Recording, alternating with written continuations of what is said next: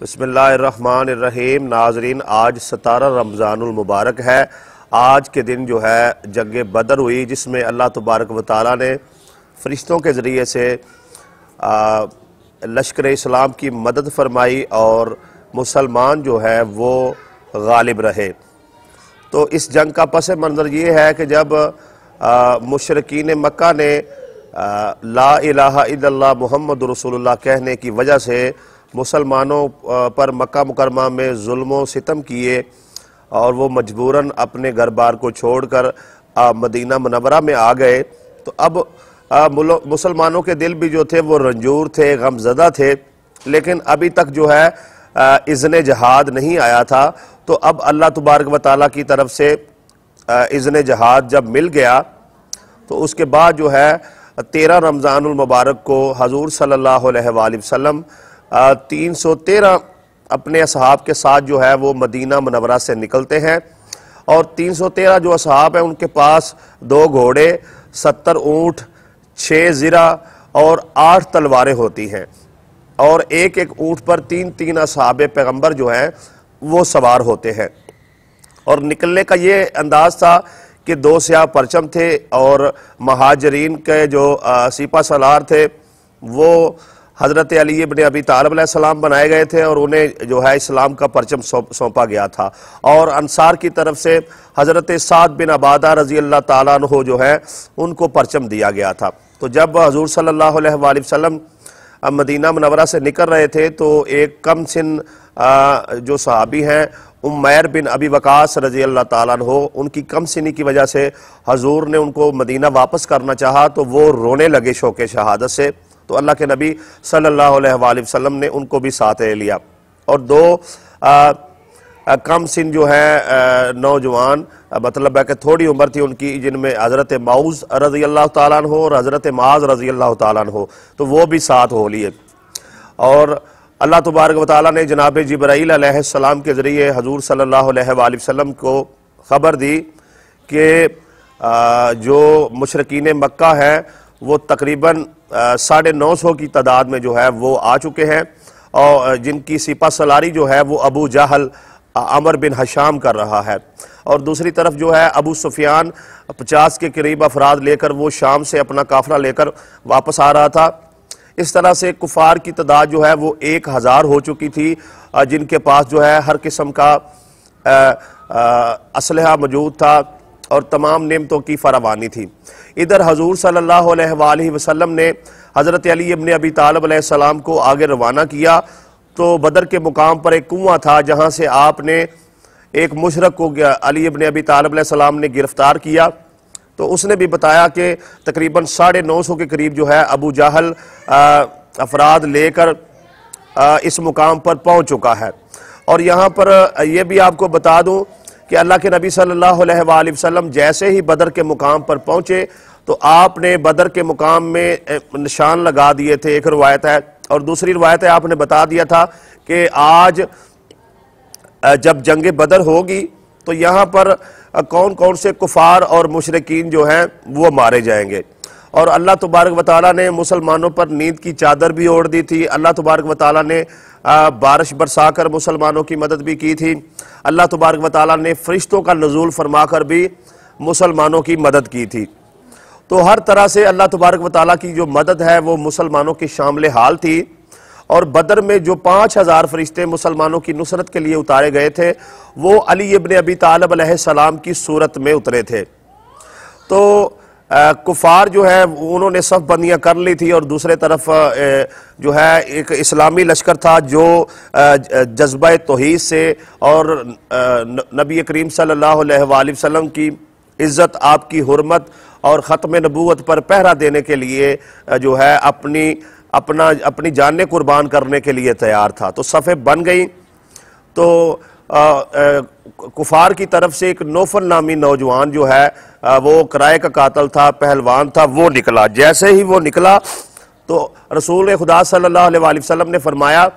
کہ کون ہے جو اس کو جواب دے، تو علی ابن ابی طالب علیہ السلام نے کہا لبیک یا رسول اللہ۔ تو اس دن سے یہ جو نعرہ ہے لبیک یا رسول اللہ، یہ سنت علی ابن ابی طالب علیہ السلام ہے کہ انہوں نے بدر کے مقام پر جیسے ہی لبیک یا رسول اللہ کہا تو ان کے ساتھ جو ہے صحابہ پیغمبر نے بھی لبیک لبیک یا رسول اللہ کی صدائیں بلند کی، اور نوفل کو جو ہے وہ علی ابن ابی طالب علیہ السلام نے بچھاڑ دیا اور اسے واصل جہنم کیا۔ اب کفار کی طرف سے جو ہے رجز پڑھا گیا اور اس میں کہا گیا ہمارے پاس عزا ہے، تو علی ابن ابی طالب علیہ السلام نے رجز پڑھتے ہوئے کہا کہ ہمارے پاس الہ ہے، اللہ ہے جس کا کوئی شریک نہیں ہے، جس کا کوئی بھی جو ہے اس کے برابر نہیں ہے۔ تو کفار کی طرف سے جو ہے وہ عتبہ، شیبہ اور ولید، اور مسلمانوں کی طرف سے جناب امیر حمزہ، حضرت عبیدہ رضی اللہ تعالیٰ عنہ اور حضرت علی کرم اللہ وجہ الکریم جو ہے نکلے، آمنا سامنا ہوا اور جنگ شروع ہو گئی۔ تو اس دوران جو ہے حضرت علی علیہ السلام نے عتبہ کو واصل جہنم کیا، اور شیبہ سے لڑتے ہوئے حضرت عبیدہ رضی اللہ تعالیٰ عنہ زخمی ہو گئے، تو علی ابن ابی طالب علیہ السلام نے اپنی تلوار کے وار سے اس کو بھی واصل جہنم کر دیا۔ تو اس طریقے سے جنگ جو ہے وہ جاری رہی، اور جو ابو جہل ہے اس کا سر جو ہے وہ 2 صحابی رسول ہے، نوجوان تھے، کم سن عمر تھی، زیادہ ان کی عمر نہیں تھی، حضرت معوذ رضی اللہ تعالیٰ عنہ اور حضرت معاذ رضی اللہ تعالیٰ عنہ، انہوں نے ابو جہل کا عمر بن حشام جس کا نام تھا اس ملعون کا سر کاٹ لیا۔ تو مسلمانوں کو اس جنگ میں جو ہے عظیم فتح ہوئی، عظیم کامیابی ہوئی، اور جو اس میں 70 کے قریب جو ہے وہ کفار مارے گئے، اور 70 ہی جو ہے وہ قیدی بنا لیے گئے، اور اس میں 8 جو ہے وہ انصار شہید ہوئے اور 6 مہاجر شہید ہوئے۔ ٹوٹل مسلمان جن کی شہادتیں ہوئیں ان کی تعداد جو ہے وہ 14 بتائی جاتی ہے۔ تو کم جو ہے لشکر کے پاس اسلحہ ہونے کے، عددی قوت کم ہونے کے